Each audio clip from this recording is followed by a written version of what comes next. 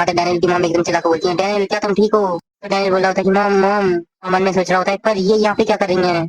उसके बाद उसकी मॉम लोगन की तब एकदम चिल्ला के बोल रही होती है कि तुम कमीने, तुम मेरे डैनियल को हिट क्यों कर रहे थे, तुम उसे मार क्यों रहे थे? ओ गॉड, जरा देखो कितना ज्यादा निशान आ गया है, कितनी जोर से मारा है तुमने। तो डैनियल एकदम लोगन की तब देखते हुए मन में सोच रहा होता है कि नहीं अब मैं तो गया। तो जो लड़कियां होती हैं वहाँ पे बोल रही होती हैं, क्या ये उसकी मॉम है? हाँ लगता तो ऐसा ही है।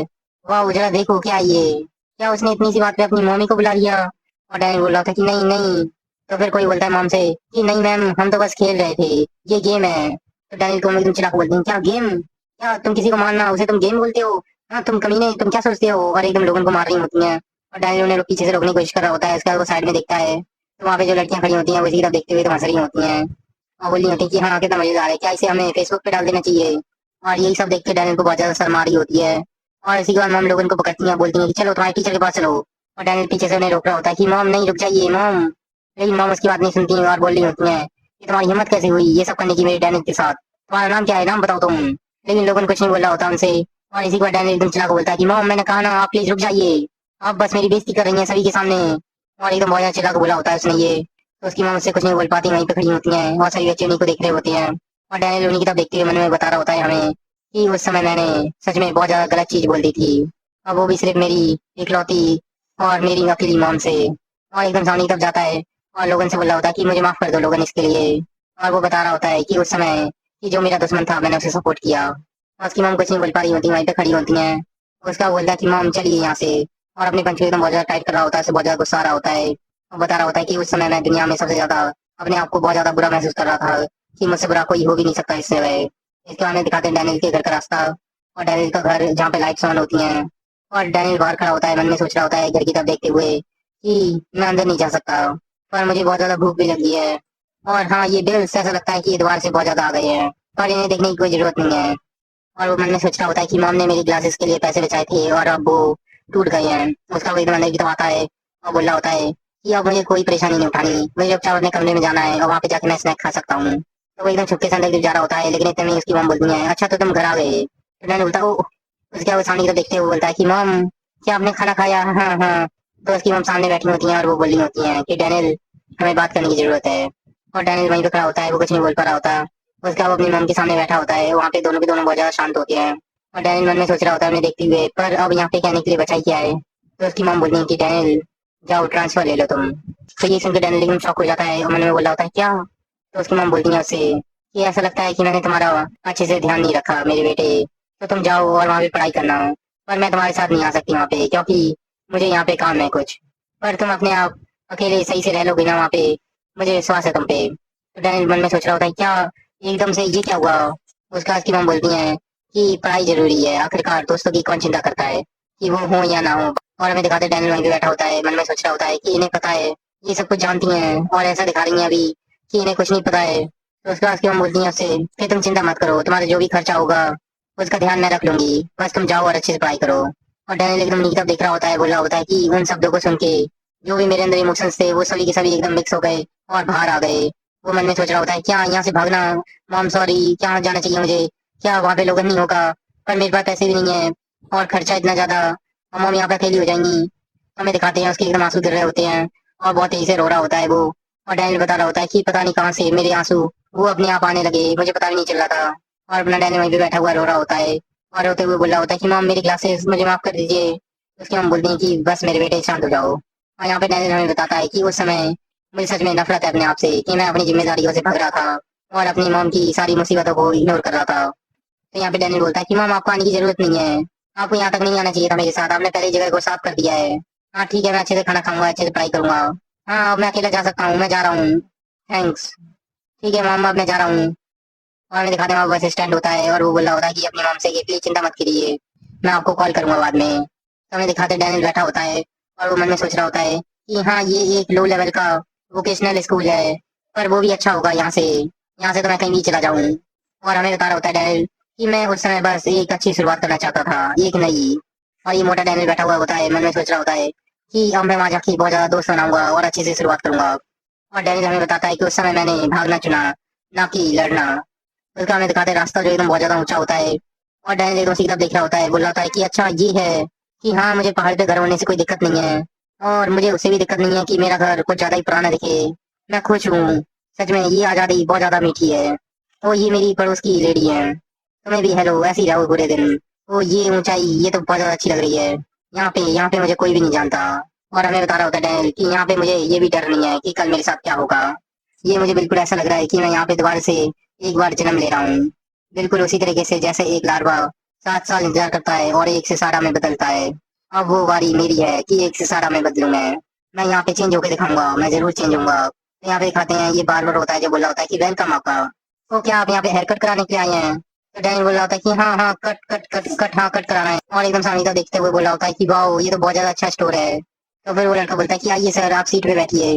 और जो सीट होती है वो एकदम कोने में होती है। और डैनियल को इससे भी कोई दिक्कत नहीं होती, और डैनियल मन में सोच रहा होता है ओ ये तो बहुत ज्यादा अच्छी जगह है। तो उसका वो लड़का पूछता है डैनियल से, क्या मैं आपको 2 ब्लॉक स्टाइल दूं? तो डैनियल बोलता है क्या, वो क्या है?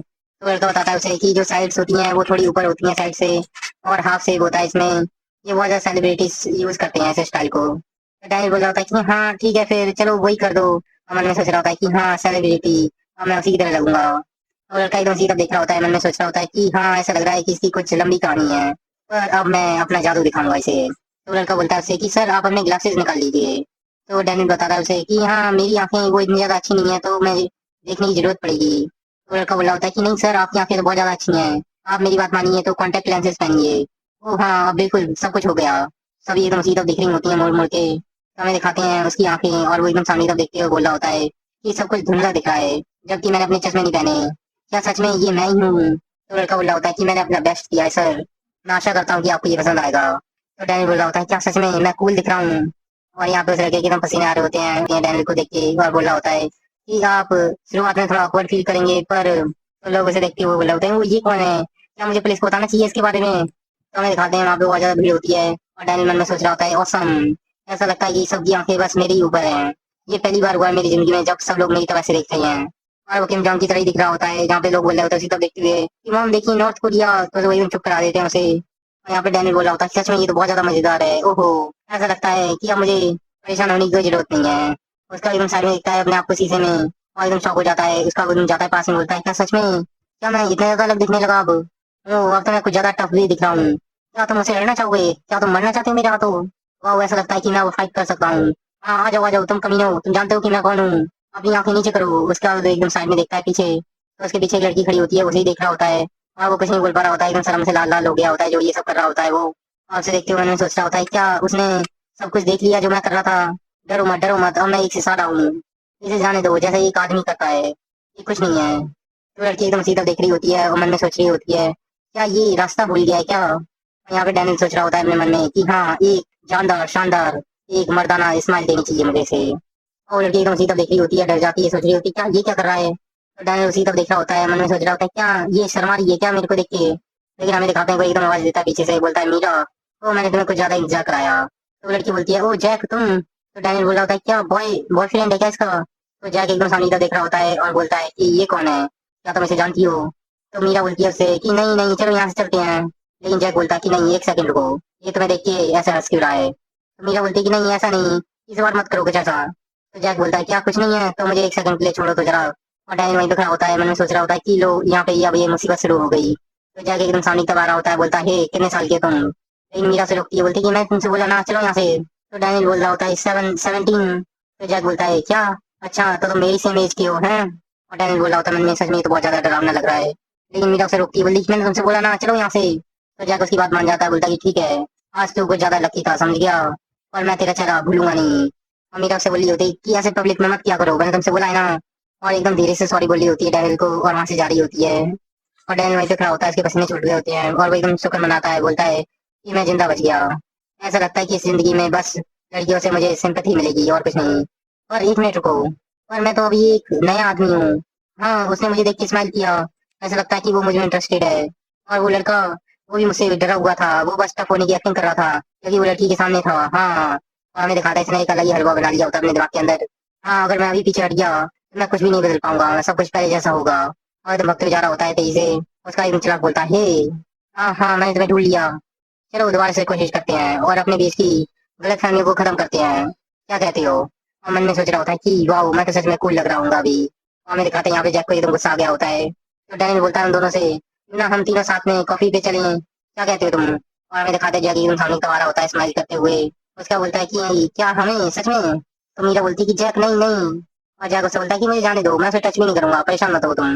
और डैनी सोच रहा होता है कि हाँ हाँ ये काम कर रहा है। तो जैक उससे बोलता है कि हम तीनों कॉफी पे। और डैनी बोलता है कि हाँ। और मन में सोच रहा होता है कि ये इतना लंबा क्यों लग रहा है, क्या ये जाइंट है? और इसी गाँव में दिखाते हैं उसकी दुनिया एकदम घूम जाती है। वो सोच रहा होता है क्या ये क्या है। और उसके मुंह पे एकदम पंच पड़ा होता है बहुत तेजी से, वो उसे कुछ समझ नहीं आ रहा होता। तो जैक ने मारा होता है उसे पंच और बोलता है कि यहाँ से भाड़ में जा तू यहाँ। मैंने तुझसे बोला था ना कि मेरे सामने दोबारा मत दिखियो। और सभी लोग वहाँ पे जमा हो जाते हैं, बोल रहे होते हैं, क्या ये क्या हो रहा है, यहाँ पे क्या हो रहा है? और एकदम जैक उसे सिर से पकड़ता है। और डैनी एकदम सामने की तरफ देख रहा होता है, बोल रहा होता है क्या ये क्या? और सभी लोग एकदम सामने की तरफ देख रहे होते हैं, बोल रहे होते हैं पुलिस को बुलाओ, पुलिस को बुलाओ।